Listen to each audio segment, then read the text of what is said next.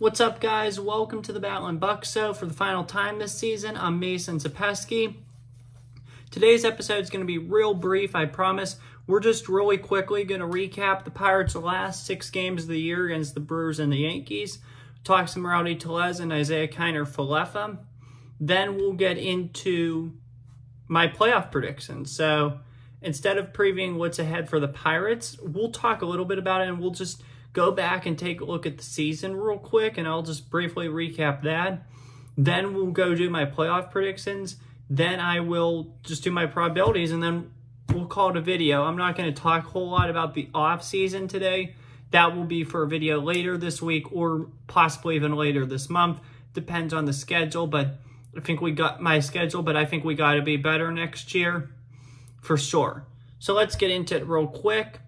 First off, starting Tuesday night, we lost 7-2 to the Brewers at a game I was at. This was actually my last Pirate game I was at in 2024. Just didn't play well at all. Falter pitched. It wasn't his fault, but just didn't play well this game. And the Brewers used it to their advantage, and they just dominated us. So 7-2. Disappointing for sure. And that we'll go back and do this when I recap the whole year, but that concluded my season. I don't know exactly my record, and like I said, we'll go back and do that once I conclude the season or recap the season. On Wednesday night, though, the Pirates beat the Brewers by a final score of 2-1. Big win for Sir Luis Ortiz, pitched very well, limiting the NL Central champs to just 1 run. This was huge and definitely a feel-good story. So great performance for sure by Ortiz, and yeah, good job by him and limiting them to 1 run. Thursday night, in the last home game of the year at PNC Park, it was an afternoon matinee game against the Brewers. Didn't fare well for the Pirates. Mitch Keller's last start of the year. We lost 5-2. And yeah, just disappointing end to the home season, that's for sure. I think we finished the year 39-42 at home. That is unacceptable and atrocious if you want to be a playoff team. That puts you, if you factor it in, 39 times 2 is 78. If we would have had that very same record on the road, we would have been 78-84. We were 2 games worse on the road, which isn't that bad if you think about it. We were 76-86, which marks no improvement or no fall from last year. So that's definitely disappointing. I'm just upset about the way this year went. We needed to be much better this year, I think. So I don't have much optimism about the team. Hopefully Charrington and Shelton or whoever is there can change that, but it'll take a lot of work. That's all I'm going to say. But Brewers won 5-2, sent the crowd home disappointed for the last time until April. Then this weekend we took a nice little trip up to the Bronx to face the AL East champion, the New York Yankees. And we started off the series very strong with Jared Jones. 4-2 victory. I think Shelton pulled Jones too early. Obviously, you know, the plan is to limit their innings to keep their long-term health good, which is good, but I mean, it's the last game of the year. He's going to he probably has from now till, I don't know when, maybe Thanksgiving, possibly even Christmas to rest it up. So, I mean, there was no need to pull him that early, but Pirates still get the job done, win 4-2. At the Yankees on Saturday, Paul Skeens pitched a gem, striking out Juan Soto. Aaron Judge truly is the future here, not just here in Pittsburgh, but of the MLB. He'll be the best player in baseball pretty darn soon. I just love the way he plays. He's a fighter. He's physical. He's gritty. He's tough. He's one that also was from Air Force, so he's going to make the ultimate sacrifice to our country. So how can't you love Paul Skeens, even across the MLB? I know here in Pittsburgh we do, but he's just somebody, great person to look up to. Great guy, for sure.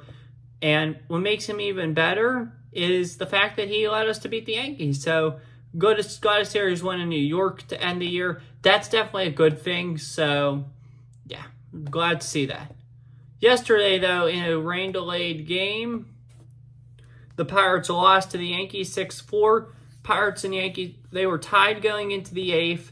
Then the Yankees got a hit. That scored 2 runs. I think it was Trent Grisham that hit it. And the Yankees took a 6-4 game. That ended the Pirates' season. Pirates finished the year 76-86. So no improvement, no disimprovement from last year. So That's definitely weird that we have the exact same record. All right, real quick, we will go back and look through the season before I get to playoffs because I want to spend more time talking about the playoffs today and picking the playoff bracket and going through that. So real quickly here, season started on March 28th. Pirates came back, won 6-5 in Miami against an atrocious Marlins team that would not beat the Pirates once this year. So definitely a good way to start the year, but for sure. And we did what we always did, started strong and collapsed. So, because we actually didn't, well, to be honest with you, we didn't start as strong this year. We were under 500 leaving April, which was not good at all. My first game of the year was opening day, the game we lost to the Orioles 5-2. We did win that series though, which showed you some promise for the team and showed that they could possibly be a contender. They ended up the next two series splitting with both the Tigers and the Phillies, who both turned out to be playoff teams. Then they got swept by the playoff-bound Mets. Then the Red Sox splitting after that with the Brewers. And then they just continued to struggle. They went out to San Francisco, Oakland, only won one game that road trip. Struggled against the Rockies at home, which wasn't good. My second game of the year I was at. We beat the Angels 4-1. Edward Olivares grand slam propelled us to a win there. That improved my record of tending to 1-1, but didn't strengthen the Pirates overall, as we lost a series to the Angels. May 11th was a big day for the Pirates as Paul Skeens made his MLB debut. The Pirates won the game 10-9 as once Skeens was pulled, the game just continually just sifted in the Cubs' favor, and they pulled him. So that was not good at all. Then we lost a series in Milwaukee before winning one in Chicago. Lost a series, collapsed to the Giants at home. Won a series against the Braves, split with the Tigers. Lost a series to Toronto. Won a series against the Dodgers at home, which was nice. Skeens Ohtani was fun, that's for sure.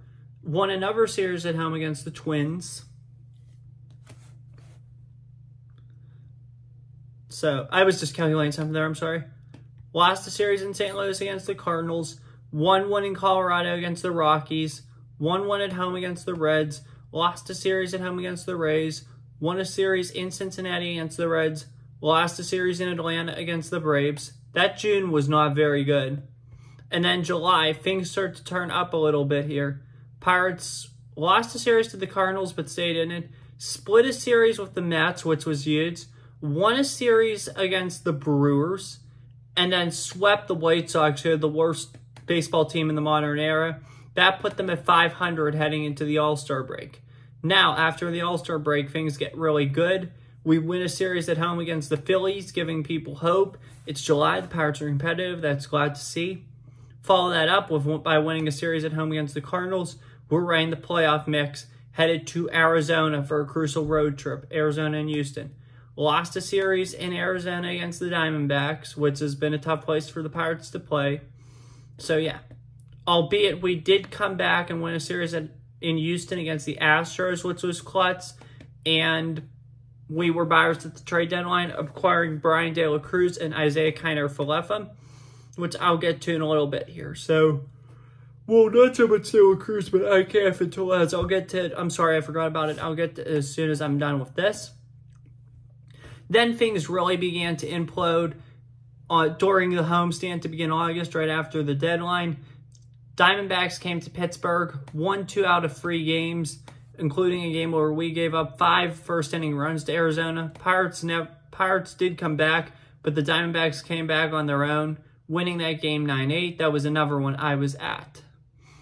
And then we lost that series to the Diamondbacks on Sunday. Blew a lead. Skeens Pitts, but we still blew a lead. That's not good at all. This next series, that's August 6th through the 8th, is where the problems really started. We got swept by the Padres. That was terrible. Went out to LA, got swept by the Dodgers. Went down south to San Diego, got swept by them. And we just never rebounded from there. We did win a series against the Mariners, which was nice. Lost a series against the defending, at the time, World Series champion Rangers, which was not good. won a series at home against the Reds, which was crucial. Got swept by the Cubs, including a blown 14-10 lead, or 10-3 lead. We blew that lead when Skeens was on the mound. Not good at all. Lost a series in Cleveland against the Guardians. Not good. Went to Wrigleyville in Chicago. Won a series against the Cubs. Split the Nationals, which wasn't good because this is a series we said win 3 out of 4 in, and we failed by 1 game, so that's not good. Swept the Marlins at home, which was nice. Lost a series at home to the Royals, which wasn't good. Lost a series in St. Louis to the Cardinals, not good. Lost a series in Cincy to the Reds, not good. Lost a series, obviously, at home to Milwaukee, which was not good. And we came back and won our last series against the Yankees, so that's definitely interesting. As for me, my final record this season actually ended up being, hang on, 1-1.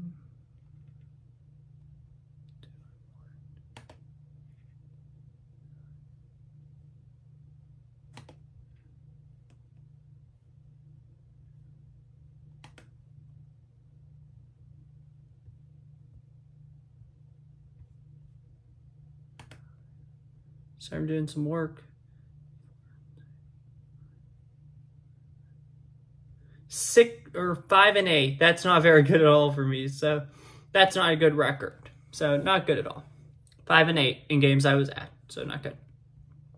But anyway, though, back to now we move on to the Tellez and IKF situation.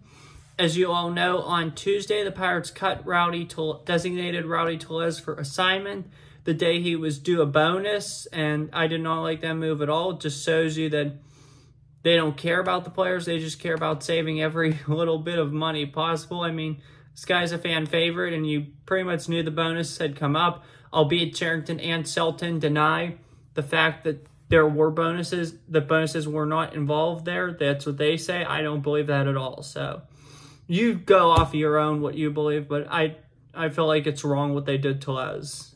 IKF, I feel it is a different story. It's the last day of the year. He was hurt. He felt like he didn't deserve the bonus. Selton wanted to play the young guys, which I would have probably done too, and it was just mutual agreement, and he got that opportunity, and he declined it. So that was nice of him. It proves he's a leader and a good guy. So, yeah, I was disappointed about Tellez, not so much about IKF. So, definitely interesting, that's for sure.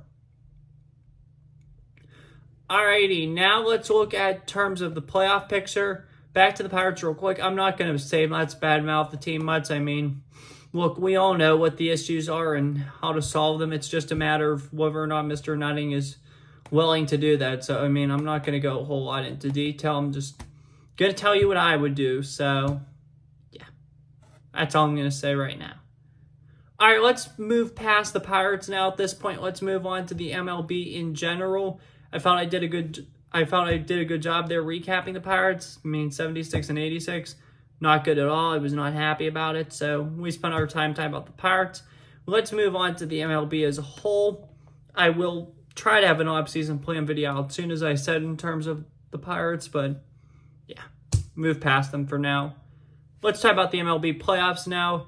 We're going to look at the AL bracket, starting in the top left-hand corner where we got the Detroit Tigers, who are the hottest team in baseball, sneaking into the playoffs, passing up Minnesota to get into the wild card spot, heading down to Houston to take on the Houston Astros. I love the upbeat Tigers. I love what they're doing. I love all the excitement they're bringing. But against Houston, in Houston, that's just too much for me. I know it's going to be emotional and all that for AJ Hinch going back there, playing playoff games there. So his first playoff game there since the Game 7 loss back in 2019 as the manager of the Astros to the Nationals. I think he's going to suffer 2 more, and the Astros will move on to the next round. Give me Houston here. Next up, we have Royals and the Orioles. I think Baltimore's a good team. I think they've declined some from last year. I think they're a little inexperienced. I like the veteran additions by Kansas City. They kind of remind me of Texas from last year. I'm going to pick the Royals to win this one. Give me Kansas City. Now we're on to the upper right-hand corner. Mets and in the National League now. Mets and Brewers.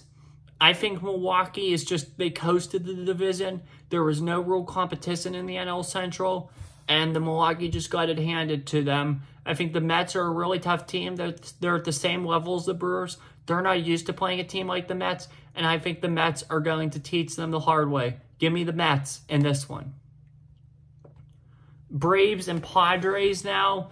The winner of this plays LA. I'm sorry, I said that. I forgot to say the others. Winner of Mets Brewers plays Philly. Winner of Tigers Astros plays Cleveland. And winner of Royals Orioles plays the Yankees. Anyway, though, back down Braves Padres. That doubleheader today was crazy, or yesterday was crazy.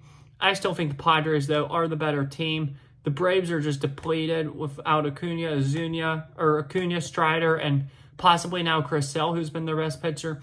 I just think the Padres at home will be too much for them. Give me San Diego. Now time for the ALDS. This will be a fun series for sure. Astros and Guardians. I like the Guardians a lot. I like what they've done. Manager Stephen Vogt, AL Manager of the Year for sure. I like what he's done with the team. However, I just think Houston has too much experience and that they're going to be hungrier. So they want to get back to where they were, and they want to defend and get that opportunity to host the World Series again. I'm taking Houston in this one just because of experience and everything. Give me the Astros. And again, I like the Guardians, but I don't think they're going to go far. I really don't. It's still a young team. It's still first-year manager, so I think they're a feel-good story, but they're not going to go very far in the playoffs this year. Royals and Yankees, it's tough for me not to pick Kansas City here, just the way upsets have trended and all that. So, I'm not going to pick Kansas City. I'm going to take the Yankees, but keep an eye out. This could definitely be an upset team, and this could definitely be a team that reaches the World Series. It's just, I'm a little too hesitant to pick them here. Give me the Yankees in this one. Now on to the National League side, Mets and Phillies. This is where I'm going to start to go with the upsets. I'm going to take the Mets in a crazy, and I mean crazy upset here. If the Brewers do beat the Mets and go to Philly, I think the Phillies will win. But it's the Mets, and the 6th seed has owned the 2 seed in the NL. Look at the Diamondbacks last year beating the Dodgers. Look at the Phillies the year before beating the Braves. The Phillies just have too much pressure on them. Red October is going to be in Philadelphia this year. They're going to have all the pressure, and I think they're just going to crater. I think the Mets are going to figure them out pretty easy, and I feel like they will be in the NLCS, the Cinderella team, this year. Padres and Dodgers. The Dodgers have struggled so much in the playoffs recently. I believe that trend will continue, and I am taking the San Diego Padres to once again advance to the NLCS. And I feel like the Dodgers are going to get upset here again. I just feel like these teams, like you got the Dodgers and the Phillies, they have all the hype around them. They're under all this pressure. I think it's going to be too much for them. I'm taking the Padres in this one. Give me San Diego. ALCS time. Astros and the Yankees. This will be a competitive one. This will be even back and forth, back and forth. However, I believe that the New York Yankees are ready. This is their time. This is their year. Give me the New York Yankees advancing to the World Series. Now the million-dollar question is, as we progress to the NLCS, Mets versus Padres, am I going to do it? Is there going to be a Subway Series World Series? Yes, I am. I believe that the New York Mets will continue the 6-seeded trend and find a way to advance to the World Series. The Diamondbacks did it last year. The Phillies did it the year before. Why can't the Mets do it this year? I'm taking the Mets to stay in New York and advance to the World Series, where they will play their crosstown rivals, the New York Yankees. And now it's time for my World Series prediction. The Subway Series becomes the World Series. New York City, the city that never sleeps, will be hoisting the World Series trophy regardless of who wins. The question now becomes, which borough of New York will the trophy reside in? Will it be the Bronx, the home of the legendary Yankees? Or will it be Queens, the home of the amazing Mets? Carlos Mendoza is also managed against his former team here and his former boss, Aaron Boone. Can the Mets win it for Steve Cohen? Can the Yankees win it for the Steinbrenners? My pick is in. I am picking the New York Yankees to win this year's World Series. I highly doubt this happens, but my pick is the Yankees. I feel like this is their year. They're truly the best team in baseball, I feel like, and they will get to prove that this year. Yankees, that's who's going to the World Series. So that's all I have for that. World Series champion, New York Yankees. That's my prediction. Now let's go to my probabilities. I will real briefly read for each team's final record. And then I am going to reveal my AL probabilities and World Series probabilities. Just one final standings update, I promise. AL East, New York Yankees, 94-68. Baltimore Orioles, 91-71. Boston Red Sox, 81-81. Tampa Bay Rays, 80-82. Toronto Blue Jays, 74-88. AL Central, Cleveland Guardians, 92-69. Kansas City Royals, 86-76. Detroit Tigers, 86-76. Minnesota Twins, 82-80. Chicago White Sox, 42-121. AL West, Houston Astros, you're 88-73. Mariners, 85-77. Rangers, 78-84. Oakland Athletics, the last games in Oakland. Sad to see that for sure. We'll miss the Coliseum and we'll miss the Oakland Athletics, that's for sure. 69-93. Angels, 63-99. NL East, Phillies, you're 95-67. Braves, 89-73. Mets, 89-73. Nationals, 71-91. Marlins, 62-100. NL Central, Brewers, 93-69. Cubbies, 83-79. Cardinals, 83-79. Reds, 77-85. Pirates, 76-86. NL West, Dodgers, 98-64. Padres, 93-69. Arizona, 89-73. Giants, 80-82. Rockies, 61-101. League probabilities, I'm just going to go through them real quick, smallest or largest to smallest. That's why I wanted to do the bracket first before this, so you understood my league probabilities. Yankees, 35% chance to win the AL. Astros, 20% chance to win the AL. Guardians, 18% chance to win the AL. Tigers, 10% chance to win the AL. Royals, 9% chance to win the AL. Actually, I'm going to switch those two. Hang on. Royals, 10% chance to win the AL. Tigers, 9% chance to win the AL. And Orioles, 8% chance to win the AL. NL time now. Mets, 28% chance to win the NL. Dodgers, 24% chance to win the NL. Phillies, 20% chance to win the NL. Padres, 15% chance to win the NL. Brewers, 8% chance to win the NL. Braves, 5% chance to win the NL. World Series chances. I'm just going to go by league. Here, I'm sorry. Yankees, 16% chance to win the World Series. Highest by far and who I believe will win it. Astros, 12% chance. Guardians, 7% chance. Kansas City, 6% chance. Detroit, 5% chance. And Baltimore, 4% chance. NL time now. Mets, 13% chance. Dodgers, 12% chance. Phillies, 10% chance. Padres, 6% chance. Brewers, 5% chance. And Braves, 4% chance. So that's all for probabilities, and that's all for this video. Thank you guys so much for tuning in tonight. Thank you guys so much for tuning in all season. I greatly appreciate you. It means a lot. Obviously, we will still have the game day shows. It's football season, so as you know, that's our busiest season.